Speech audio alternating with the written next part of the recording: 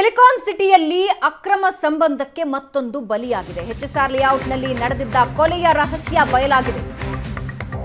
ಕಲ್ಲೆತ್ತು ಹಾಕಿ ಕೊಲೆಗೈದು ಹೃದಯಾಘಾತದ ಕಥೆ ಕಟ್ಟಿದ್ದ ಪತ್ನಿ.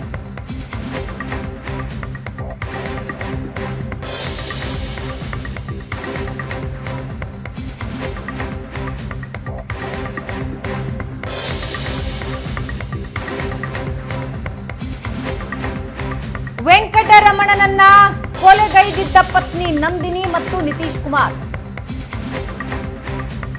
ಪತಿ ಮನೆಯಲ್ಲಿಲ್ಲದಿದ್ದಾಗ ಪ್ರಿಯಕರ ನಿತೀಶ್ ಜೊತೆ ಸರಸ ಸಲ್ಲಾಪ ಮಾಡ್ತಾ ಇದ್ದಾಗ ಏಕಾಏಕಿ ಮನೆಗೆ ಬಂದು ಪತ್ನಿಯ ರಾಸಲೀಲೆ ಪತಿ ನೋಡಿರ್ತಾನೆ.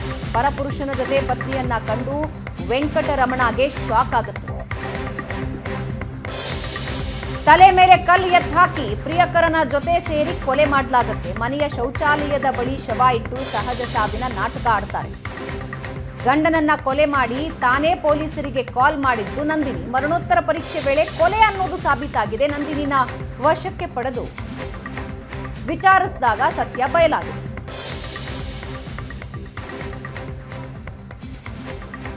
ಈ ಬಗ್ಗೆ ಇನ್ನಷ್ಟು ಡೀಟೇಲ್ಸ್ ಕೊಡ್ತಾರೆ ನಮ್ಮ ಪ್ರತಿನಿಧಿ ಹರೀಶ್. ಈ ಕೊಲೆ ಪ್ರಕರಣ ಬಯಲಾಗಿದ್ದು ಹೇಗೆ?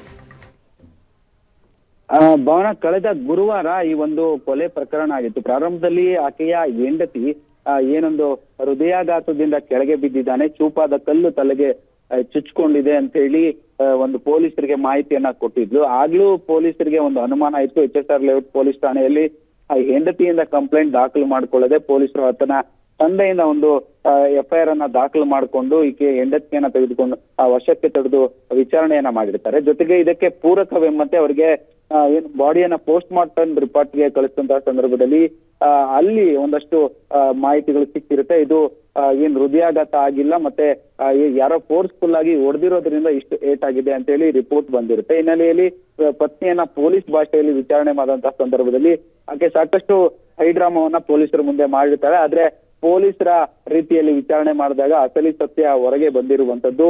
ಪ್ರಮುಖವಾಗಿ ಈಕೆ ನಿತೀಶ್ ಎಂಬಾತನ ಜೊತೆ ಈ ವೆಂಕಟರಮಣ ಅವರ ಪತ್ನಿ ನಂದಿನಿ ಏನಿರ್ತಾಳೆ, ಈಕೆ ಚಿಕ್ಕನಿಂದಲೂ ಈ ನಿತೀಶ್ ಕುಮಾರ್ ಜೊತೆ ಮೂಲತಃ ಇವರು ಆಂಧ್ರದವರು, ಇವ್ರ ಜೊತೆ ಸಾಕಷ್ಟು ಸ್ನೇಹ ಇರುತ್ತೆ. ನಂತರ ಅದು ಪ್ರೀತಿಗೆ ತಿರುಗುತ್ತೆ. ಆಕೆ ಬೆಂಗಳೂರಿನಲ್ಲಿ ಒಂದು ಸೆಕ್ಯೂರಿಟಿ ಆಗಿ ಕೆಲಸ ಮಾಡ್ತಾ ಇರ್ತಾನೆ ಗಂಡ ವೆಂಕಟರಮಣ. ಇಲ್ಲಿ ಅವ್ರಿಗೆ ಒಂದು ಸಣ್ಣ ರೂಮ್ ಕೊಟ್ಟಿರ್ತಾರೆ, ಅಲ್ಲಿ ವಾಸವಾಗಿರ್ತಾರೆ. ಈ ಸಂದರ್ಭದಲ್ಲಿ ಆಕೆ ಗಂಡ ಯಾವಾಗ ಸೆಕ್ಯೂರಿಟಿ ಕೆಲಸಕ್ಕೆ ಹೋಗ್ತಾನೆ ಆ ಸಂದರ್ಭದಲ್ಲಿ ಪ್ರಿಯಕರನ್ಗೆ ಫೋನ್ ಮಾಡಿ ಇಲ್ಲಿ ಕರ್ಸ್ಕೊಳ್ತಾ ಇದ್ವು. ಒಂದಿನ ಗಂಡನ ರೆಡ್ ಹ್ಯಾಂಡ್ ಆಗಿ ಗಂಡನ್ಗೆ ಸಿಗಾಕೊಂಡೆ, ಅಂದ್ರೆ ಕಳೆದ ಗುರುವಾರ ರೆಡ್ ಹ್ಯಾಂಡ್ ಆಗಿ ಸಿಗಾಕೊಂಡಿರ್ತಾರೆ. ಈ ಸಂದರ್ಭದಲ್ಲಿ ಇಬ್ರು ಸೇರಿ ಗಂಡನನ್ನ ಕೊಲೆ ಮಾಡಿರ್ತಾರೆ. ಇದೀಗ ಎಲ್ಲವೂ ಸಹ ಪೊಲೀಸರ ವಿಚಾರಣೆಯಲ್ಲಿ ಹೊರಗೆ ಬಂದಿರುವಂತದ್ದು. ಸದ್ಯಕ್ಕೆ ಇಬ್ಬರನ್ನ ಬಂಧನ ಮಾಡಿ ಇದೀಗ ಜೈಲಿಗೆ ಕಳಿಸಿರುವಂತದ್ದು. ಭಾವನಾ. ಎಸ್, ಧನ್ಯವಾದ ನಿಮ್ಮೆಲ್ಲ ಮಾಹಿತಿಗೆ ಹರಿ.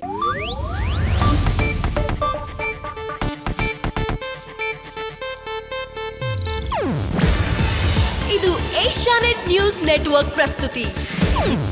ನೀವು ನೋಡ್ತಿದ್ದೀರಾ ಏಷ್ಯಾನೆಟ್ ಸುವರ್ಣ ನ್ಯೂಸ್.